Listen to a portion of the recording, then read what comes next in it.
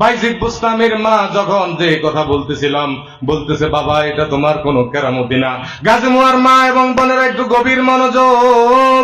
মা ভালো হলে মেয়ে ভালো হবে, বাপ যদি ভালো হয় সন্তান ভালো হবে। বাইজিদ বুস্তামির মা বলতেছে এই পৃথিবীতে আসার পরে যতদিন তোমাকে আমি দুধ পান করাইছি, অজু করে দুধ পান করাইছি, আর দুধ পান করার সময় সাথে সাথে বিসমিল্লাহির রহমানির রহিম বলছি, কন্যা সুবহানাল্লাহ।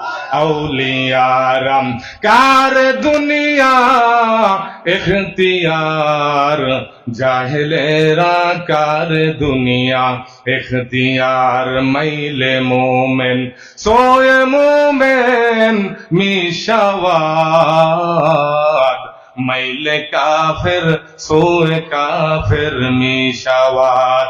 এক জামানা সোহবতে বা আউলিয়া,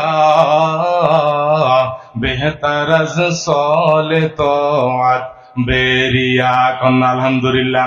আল্লাহ আল্লাহকে চিনেন, আলেম আলেমকে চিনেন, সোরে সোরে চিনেন। সোরে কি করে? তাহাজ্জুদ পড়ার জন্য ফির সাহেব সুন্দর করে ওযু করতেছে, রাত্রে 3:30 বাজে। উঠি কারে আমার আগে তো আর কেউ উঠে নাই, আমি সুন্দর করে ওযু করতেছি পুকুরের পশ্চিম পাশে, আর পূর্ব পাশে আরেক সোরা উঠছে চুরি করার জন্য। আরেক সোরা উঠছে কি? চুরি করার জন্য। তো উনি বলতেছে হায় রে, আমি মনে করছি এলাকাতে আমি একজন চোর, এখন তো দেখতেছি আমার আগে আরেকজন মুখ ধুইতেছে, আরেকজন কি করতেছে?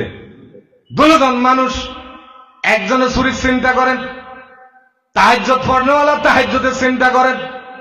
এই পৃথিবীতে মানুষ দুই দল,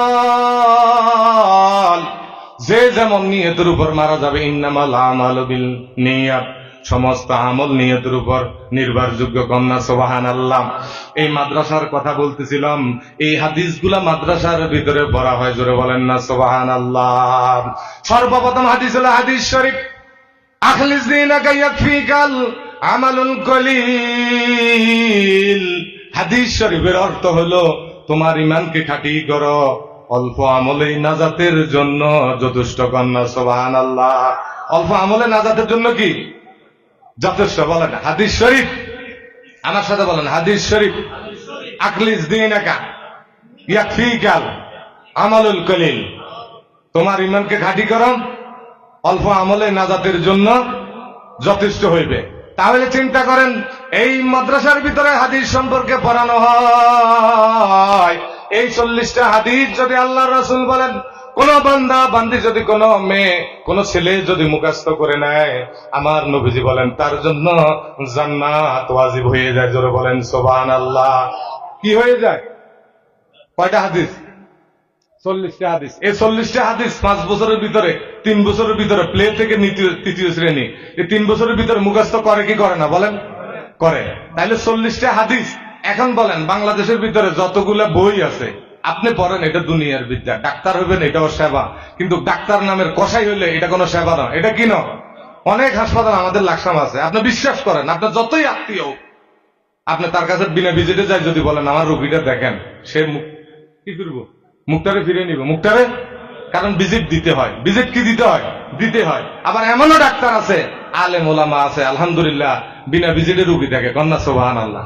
তাহলে চিন্তা করেন, এখন যারা দুনিয়া শিক্ষা শিখলো, বলেন যত রকমের বিদ্যা আছে এগুলো দুনিয়ার উপকার। কোন উপকার বলেন?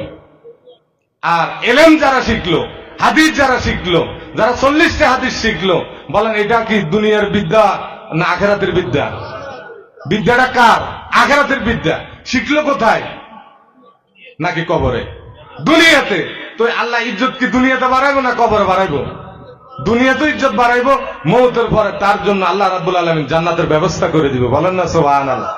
এই জন্য 40টা হাদিস ওই বাচ্চাগুলো আস্তে আস্তে আস্তে আস্তে মাদ্রাসার ভিতরে পড়ে। প্রিয় ভাইরা আমার, মা এবং বোনেরা, তাহলে চিন্তা করেন মা কেমন আমলি ছিলেন, তারপরে বাইজিদ বুস্তামি আমলি হয়ে গেছেন।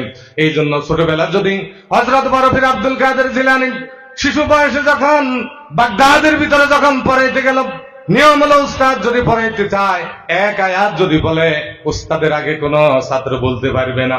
ডাক্তার বেশি বুঝে না রোগী বেশি বুঝে? কথা কথা। আলেম বেশি বুঝে না ছাত্র বেশি বুঝে? চোরে বেশি বুঝে না পুলিশে বেশি বুঝে? পুলিশে বেশি বুঝে? বলেন মামলা যতগুলা মামলা হইতেছে মামলাওয়ালারা কি এরকম ভাবে বেশি বুঝে না উকিলে বেশি বুঝে? দুনিয়ার মানুষের থেকে জ্ঞান বেশি কার? এই জন্য